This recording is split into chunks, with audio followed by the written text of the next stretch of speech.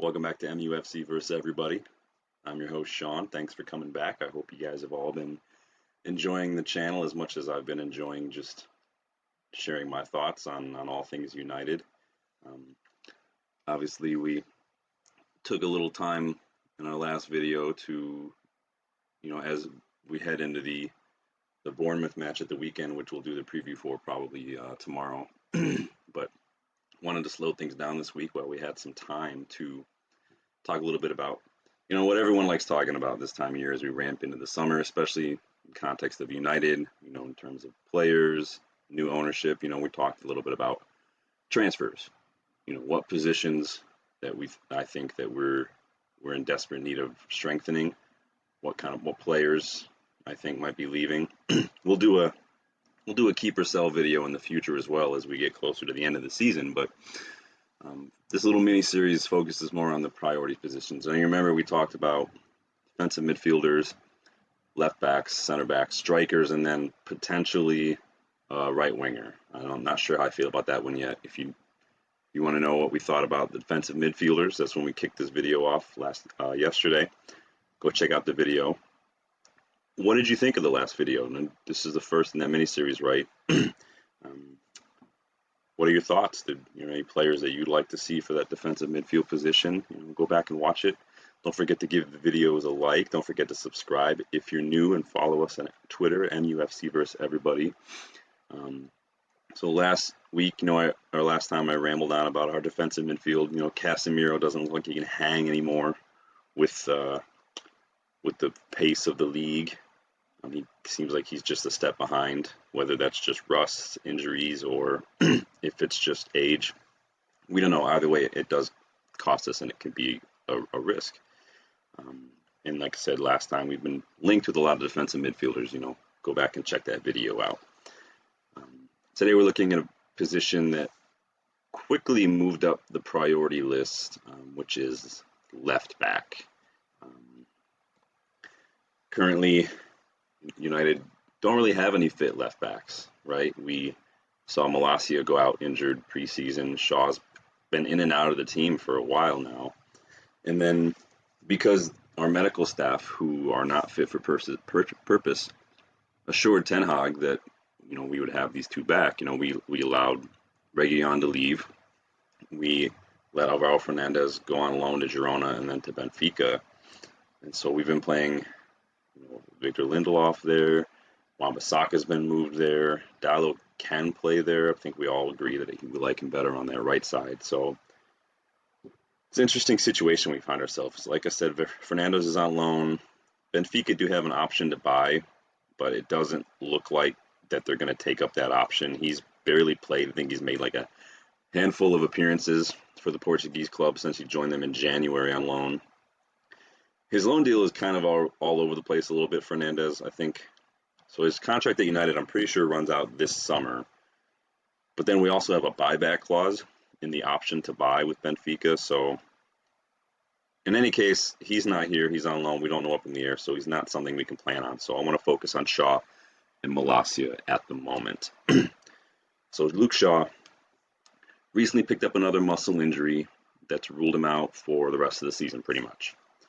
This has kind of been the story of Luke Shaw since he joined us in 2014 when he was a teenager. He's coming up on testimonial seasons now. He's 28, and he's only made more than 30 league appearances twice for United since he joined us. Last year, I believe, and then the 2021 season, I think he also did that. Shaw averages less than 20 league appearances for United a season. Now, that's almost half of the season that he barely plays. Now, to be fair to him, a big chunk of that average could be attributed to that leg break he got on PSV in the Champions League under Van Gaal. It was a long-term injury, and it's a one-off. But that doesn't really touch upon the countless hamstring, muscle, ankle, and just other random little niggling issues that have seen Shaw miss more than, are you ready for this? Shaw's missed more than 250 games for United since joining us. I want you to let that sink for a second. Reflect. Talk amongst yourselves for a second. 250 matches that he's missed. Not okay. It's said that availability is the best ability, and Shaw just isn't available, and he can't be relied upon. It brings us to Tyrell Malacia. When he joined, I think many people, including myself, saw Malacia as the kind of well-scouted depth option that United just don't do enough of, right? We've seen them go for big names, the quote-unquote shirt sellers. Not very many players that United have brought in have been those scouted, those lesser-known guys. So we saw Malacia at 12 million. Wow, perfect.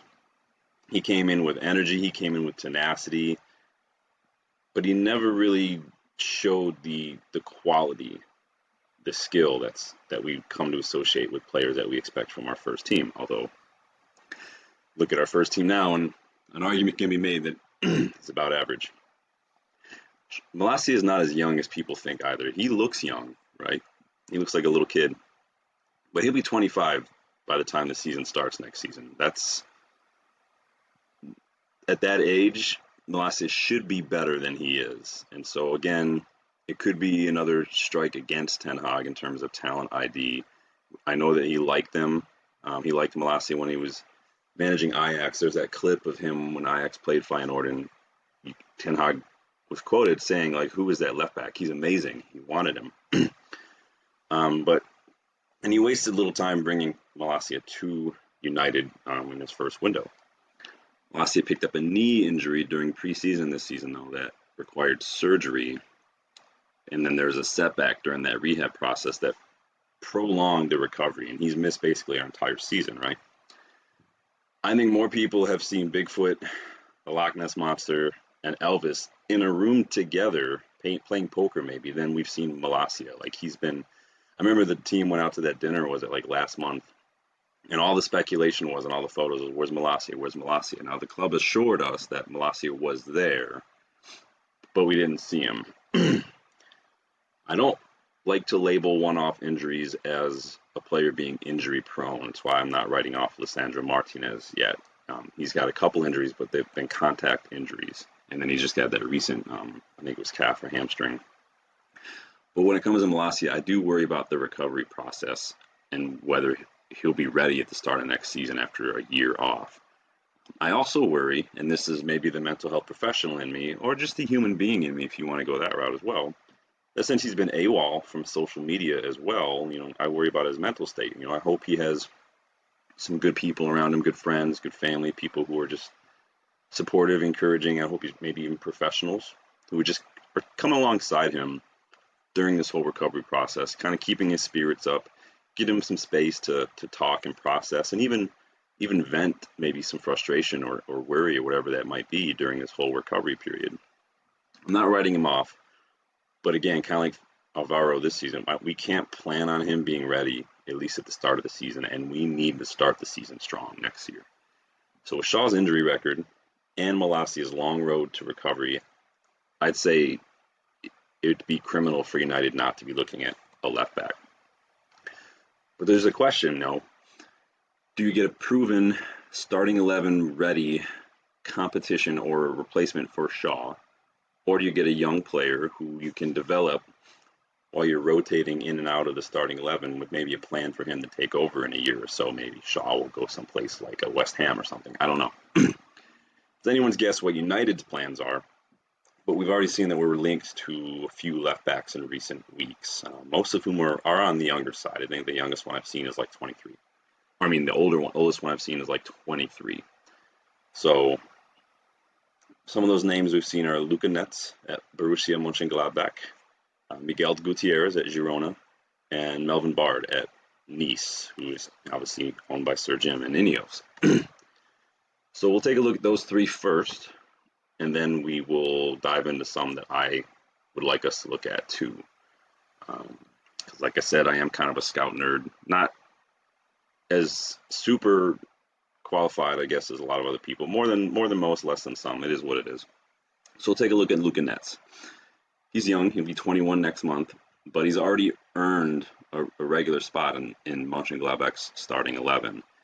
He gets up and down the touchline, which is really nice.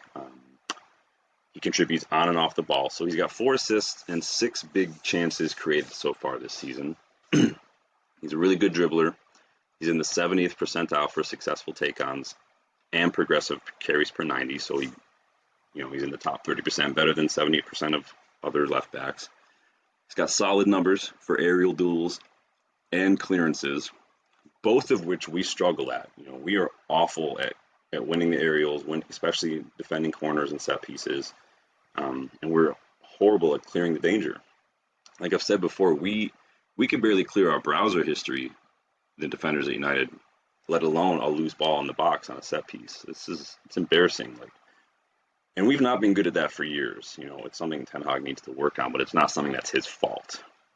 So Nets would probably be an understudy to Shaw with an aim to maybe take over eventually. So according to Graham Bailey, we've been scouting Nets, but there's also reportedly competition from Leeds United and even Bayern Munich, with Alphonso Davies' Bayern future kind of up in the air right now with the contract talks. Who knows? Bayern looking at a young German left back wouldn't be out of left field. And then reportedly Real Madrid are looking around too. I think Ferland Mendy is a little older than people think too. I think he's like 20, in his late 20s, 28, 29. I do know they have that other young Spanish left back, but I'm not sure how much first team minutes he gets. So Luka Netz, I like Luka Netz. Young side, probably not quite ready for the Premier League to start yet, but he could in a year or so, I think, get there. Miguel Gutierrez, next on the list, 22-year-old Spanish left back, currently at Girona. Came through Madrid's academy. Very attack-minded, very, very fast.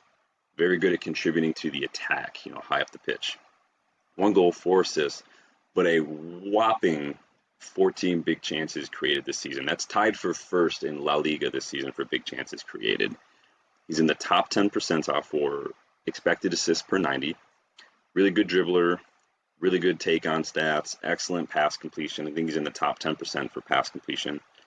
And his progressive passing stats are excellent as well. So he gets forward, he moves the ball forward, he carries the ball, he can pass the ball forward. He just attack, right?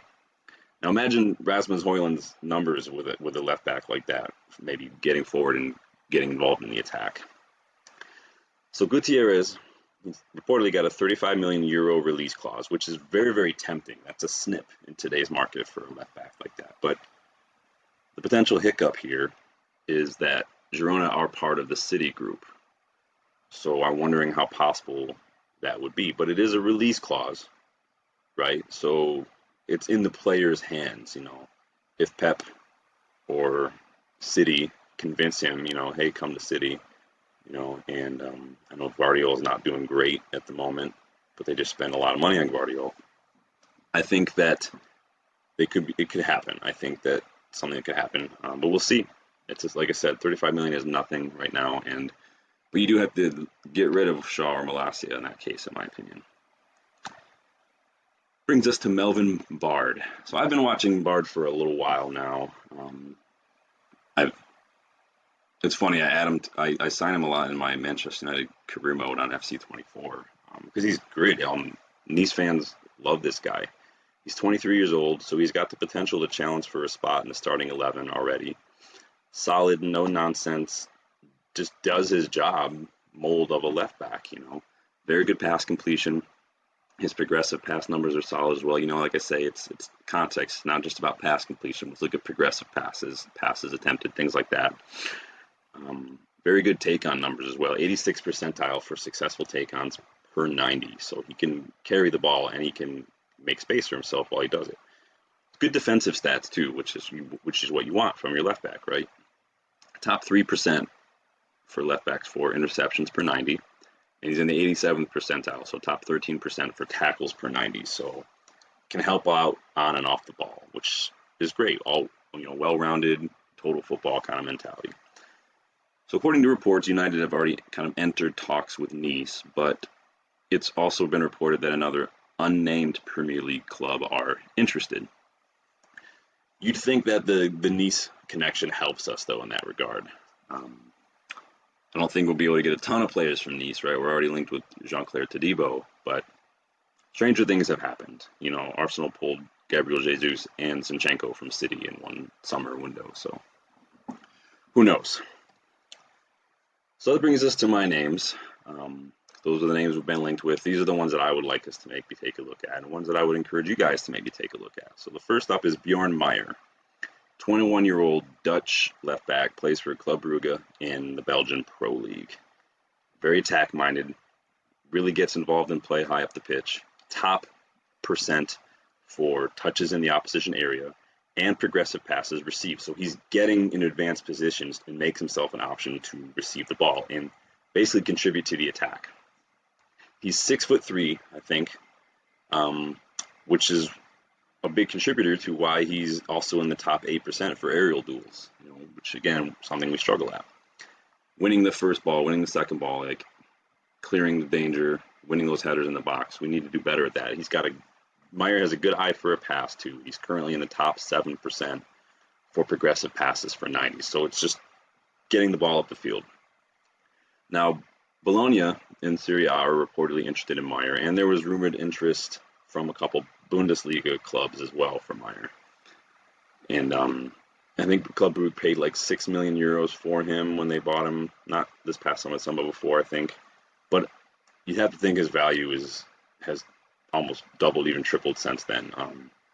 Such a good left back, and he's getting that age where he's probably ready for a step up as well. Brugge are known for moving some players on, and Brugge have a lot of really good players right now. I probably listed a few of them earlier in another video.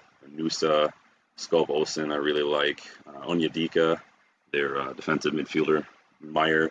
They also where Odion Kosonu came from. The Leverkusen center, the Ivorian center back playing for Leverkusen came from Club Brugge.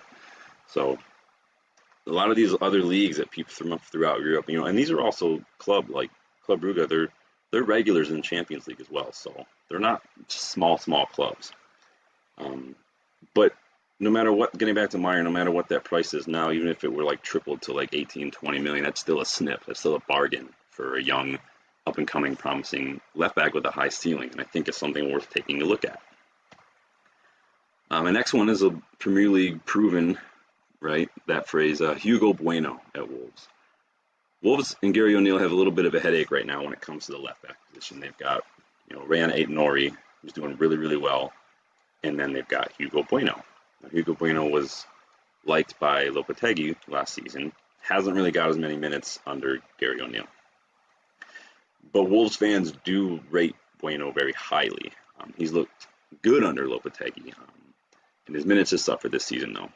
Only started 5 league matches this season, so the stats may not be as fleshed out as they would be with a larger sample size, but he still has good numbers, He's in the 84th percentile for progressive carries per 90. He makes over 3 per 90.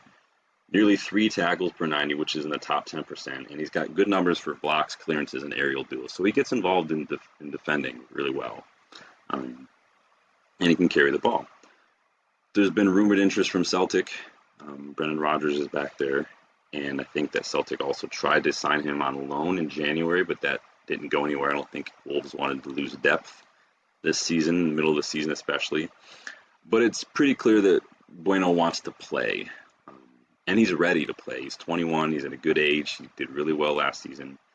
And so that also is what could make this a bit of a complication. I doubt that he would want to come in to a United side and be a yet another, backup left back. I think he wants to play. I think that it's one of those things where it's going to have a lot to do with what happens with our current left backs than it does with Bueno. So, but I like Bueno. He's Bueno. Finally, brings to my pick for, all things being equal. Let's say we didn't have a left back and we just wanted a left back.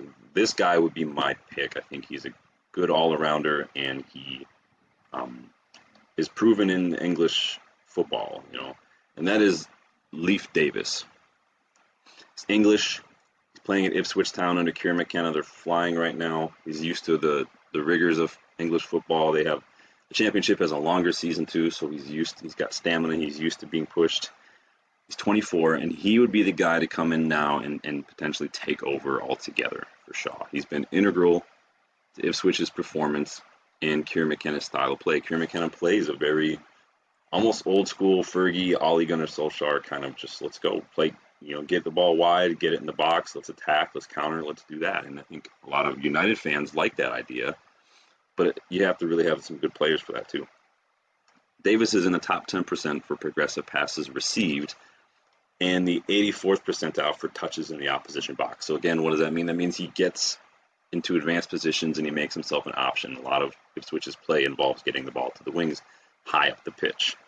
So something I wish Shaw would do more of, whether that's a Ten Hag tactical thing or that's just Shaw still kind of being hesitant, because we've seen that when Shaw does get forward, he tends to create a good opportunity, getting ball into the box, and I wish we would see more of that. Davis has 2 goals in the championship, but guys, Davis has 16 assists. That's the best in the championship at the moment, and it's shattered the record for most assists from a defender in the championship in a single season. Like, this guy is just an assist machine. He's created 13 big chances, which is and he's second in the league for key passes per 90. The guy just creates opportunities for his teammates. Can you imagine a left back who has 16 assists in a season and creates those big chances and makes all those key passes? Can you imagine someone like Rasmus Højlund in a team with a player like that? He's in the top 1% for shot creating actions, assists, and expected assists. And he's actually outperformed his expected assists by nearly double. Like, I can't stress this enough how good Leif Davis is. He could stand to improve defensively a little bit. He is a more of attack-minded fullback, but I think that's more down to a system thing than an individual thing. I love him. I love what he brings, but would he suit a Ten Hag system? Ten Hag does like his fullbacks to get forward, but he also prefers them to kind of invert a little bit, get a little bit more involved. I like to see a bit of a mixture. I think Davis could be coached. He's still young enough to be coached in that way, but it's just a matter of if he as a player suits that system. Newcastle have been linked. I'm pretty sure he's from Newcastle, and West Ham have been linked. So I don't know if Ipswich would be tempted to sell him, though, especially if they're promoted. But I think that the asking price was around 20 million. So I think there's an opportunity there. Again, it goes back to my original question. Do you find a replacement for Shaw, or do you find a replacement for Malacia? Do you want someone who basically take over? Do you want someone who you can develop? I don't know what Ineos, Sir Jim, or Ten Hag as a team are going to decide there. It could be anyone's guess, but if I had to pick, mine would be Leif Davis right now. Let me know what you think. That does it for left backs. We're going to jump into center backs next, which is kind of the popular one right now, and then we'll do strikers after that, which is a bit more of a mystery. The strikers market was a big deal last summer. I don't know if the strikers market is all that right now. I think there are players like Osimhen and Gyökeres who are doing really well, who are pretty much. I mean, I'm surprised Osimhen didn't go anywhere last season, but there's also a lot of young players. We saw Vitor Roque make a big move, Marcus Leonardo make a big move. I think it's going to be one of those kind of players, but we'll jump into that in one of the next videos. Let me know what you think of my left back choices. Let me know your thoughts. Do you agree? Do you disagree? Again, are there any that you are aware of that you'd like to see us look at? Let me know in the comments. Don't forget to like the video. Don't forget to subscribe if you're new. And then go check out MUFC vs. Everybody on Twitter. I do make a lot of random comments throughout the week. Most of it is anti-Arsenal, anti-City, anti-Liverpool, but a lot of it's pro-United. So, you got to have a healthy balance, right? But check me out. Don't judge me too harshly on what you see. It's all in good fun. And I will see you in the next one. Thanks.